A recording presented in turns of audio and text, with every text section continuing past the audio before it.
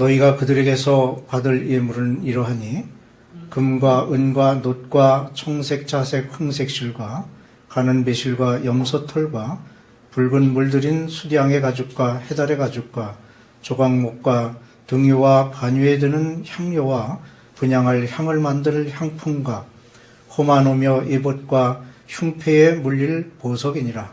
내가 그들 중에 거할 처소를 그들이 나를 위하여 짓되 물은 내가 네게 보이는 모양대로 장막을 짓고 기구들도 그 모양을 따라 지을지니라. 아멘. 하나님께서는 이스라엘 백성들이 지켜야 할 계명을 주셨고 백성들과 함께 거하실 처소를 만들도록 하셨는데 그것이 바로 성막입니다. 성막은 가장 중심이 되는 성소와 지성소가 있었고 앞뜰에는 번제단과 물두멍이 있고 성막을 둘러싼 울타리 이 세 부분으로 이루어져 있습니다.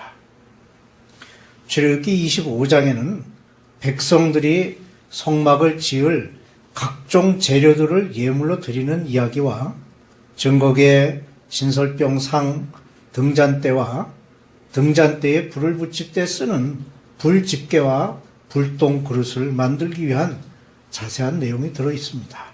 한편 또 성소에 놓이게 될 분향단에 관한 내용은 30장 1절로 10절에 기록되어 있습니다.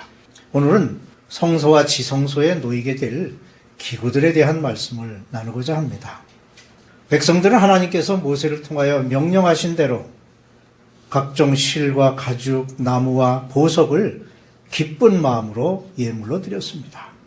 그 드려진 예물로 성막의 각종 기구들을 만들었는데 지성소에는 증거계, 성소에는 진설병 단과 등잔대 그리고 분향단이었습니다.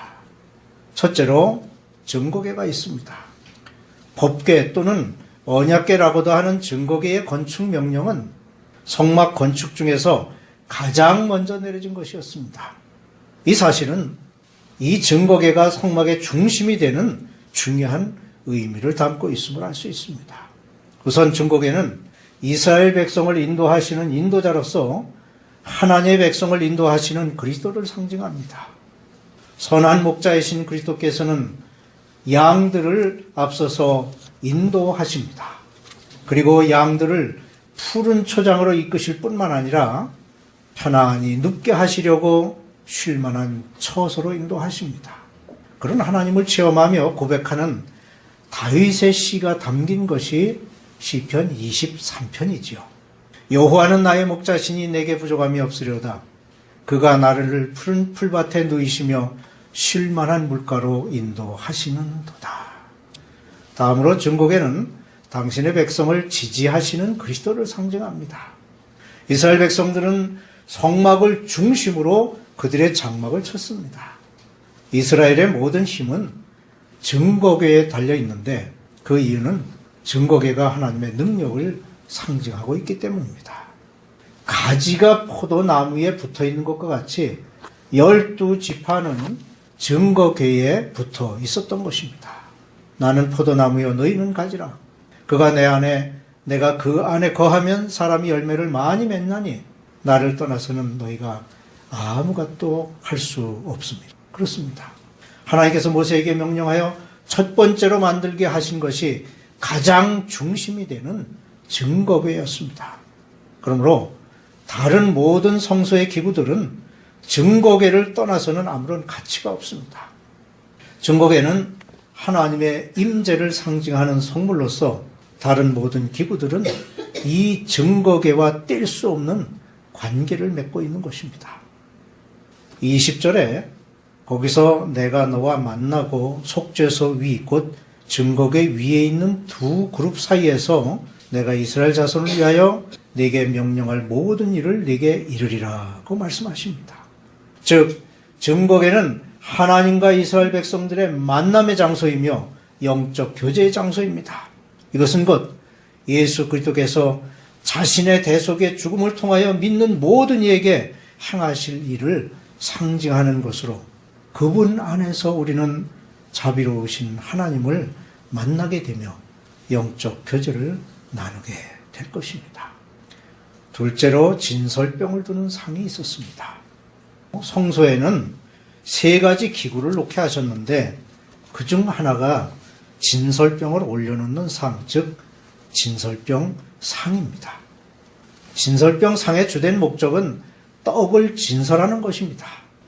진설병 떡은 이스라엘의 12지파를 따라서 12개가 놓여졌으며 매 안식일마다 새 것으로 바꾸어 놓고 묵은 떡은 제사장과 그 가족들의 음식으로 제공되었습니다. 이 떡은 생명의 떡이신 그리스도의 몸을 상징합니다. 마태복음 26장 26절에는 그들이 먹을 때에 예수께서 떡을 가지사 축복하시고 띄어 제자들에게 주시며 이르시되 받아서 먹으라 이것은 내 몸이라는 말씀이 있습니다. 이스라엘의 12지파를 상징하는 12개의 진설병은 생명의 떡이신 그리스도께서 12지파에게 약속하신 그대로 주어졌음을 말합니다. 그리고 그리스도에 대한 약속은 오늘날 영적 이스라엘인 우리에게도 동일하게 주어졌습니다. 이스라엘에게 주어진 그 약속과 우리에게 주어진 약속이 차이점이 있는데 그것은 구약에 약속된 그리스도는 십자가에 달려 돌아가신 초림 예수님에 대한 약속이고 우리에게 주어진 약속은 온 인류를 심판하실 재림 예수님에 대한 약속인 것입니다. 사도행전 1장 17절에 너희 가운데서 하늘로 올려주신 이 예수는 하늘로 가심을 본 그대로 오시리라는 말씀과 같이 세상을 심판하기 위해 다시 오실 것입니다. 그러므로 우리는 그 약속을 믿고 주님의 재림을 기대해야 합니다. 주님은 약속하신 대로 반드시 다시 오실 것입니다. 진설된 떡은 매 안식일마다 새 것으로 바꾸었습니다. 그 이유는 하나님의 임재를 상징하는 떡이 항상 진설되어야 하기 때문입니다. 이렇게 새 것으로 바꾸었듯이 그리스도께서 주시는 떡은 항상 신선합니다. 그것을 받아먹는 자로 하여금 항상 새로운 맛을 느끼게 하며 충만한 만족감을 느끼게 합니다. 그러므로 그의 말씀을 받아먹는 우리 또한 굶주린 자에게 신선한 말씀을 제공해 주어야 합니다. 신선한 떡을 먹는 우리는 먼저 우리 자신을 살펴 깨끗하고 새로워져야 하고 항상 새로운 떡을 준비하여 굶주린 영혼들에게 새로운 삶의 기쁨을 전해주기 위해 힘써야 하겠습니다. 셋째로 등잔대가 있습니다. 오늘날에는 교회들이 촛대로 강단에 불을 밝히고 있습니다. 촛불을 켜거나 전기로 촛불의 모습을 만들기도 합니다. 성막에서는 7개의 등잔에 기름에 의해 불이 밝혀졌으므로 그것은 오히려 등대라고 말하는 것이 더 정확할 것입니다. 이 등대는 정금을 쳐서 만들었습니다. 다른 성막의 기구들은 조각목으로 모양을 만들고 금으로 싸서 완성했는데 이 등잔대는 전체를 순금으로 쳐서 만들도록 하였습니다. 이것은 백성들이 하나님께 영광을 돌리고 구원을 얻기 위해서는 고난의 사역과 연단의 과정을 거쳐야 함을 보여주는 것입니다. 예수님께서도 고난을 자청하시고 영광을 받으셨고 우리는 이 고난을 따르며 교훈을 얻게 되는 것입니다. 순금으로 쳐서 정성을 다해 만든 등잔대는 가운데를 장식하고 있는 둥근 손잡이나 잔, 꽃 등 아름다운 모습이 그야말로 현란할 정도입니다. 이와 같이 하나님의 아름다우심으로 그분의 가지가 된 우리는 그의 영광을 받아서 그 영광을 간직해야 합니다. 성도된 우리는 우리의 모습이 얼마나 아름다운지를 살펴보아야 합니다. 그리고 우리는 등잔대의 불빛이 캄캄한 성소를 환하게 비추었듯이 밝은 빛을 비추는 자신의 모습을 발견할 수 있어야 합니다. 또한 등잔대의 순금처럼 순도를 유지한 믿음을 지켜야 합니다. 그렇게 될 때 우리의 성화된 아름다운 모습을 보고 사람들이 하나님께 영광을 돌리게 될 것입니다. 마태복음 5장 16절 말씀과 같이 이같이 너희 빛이 사람 앞에 비치게 하여 그들로 너희 착한 행실을 보고 하늘에 계신 너희 아버지께 영광을 돌리게 될 것입니다. 넷째로 분향단이 있습니다. 성막에는 두 개의 단이 있는데 성소에 있는 분향단과 성소 밖에 있는 번제단이 그것입니다. 번제단은 노수로 입힌 반면에 분향단은 금으로 입혔습니다. 번제단이 희생제물을 드리는 성소 밖에 있는 것이었다면 분향단은 성소 안에 있는 것으로 하나님께 향기로운 향을 올려드리는 단이었습니다. 그런데 분향단 위에서 피워질 분향단의 불씨는 다른 데서 취할 수 없었고 오직 번제단에서만 취할 수 있었습니다. 아론의 아들 나답과 아비후가 이런 규례를 어기고 하나님께서 명하시지 않은 다른 불을 가져다가 하나님 앞에 분향하다가 죽임을 당한 것은 이러한 명령이 매우 준엄했음을 알 수 있습니다. 이러한 사실은 하나님께 드려지는 향이 그리스도께서 흘리신 피의 공로를 근거로 해야 함을 말해 줍니다. 그러므로 우리에게서 나오는 향기로운 선행 역시 그리스도의 사랑과 보혈을 근거로 해야 합니다.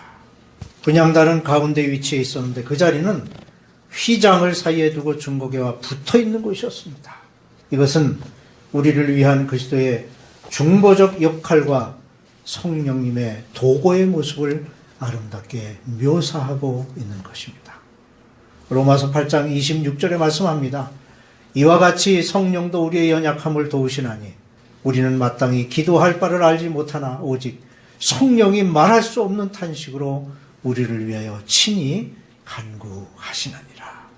그러므로 그리스도의 보혈로 구속함을 받은 우리 또한 아직 성막 밖에 거하는 믿지 않는 영혼들을 위해 끊임없이 중보의 기도를 통해 저들을 주님 앞으로 이끄는 일에 최선을 다해야 하겠습니다.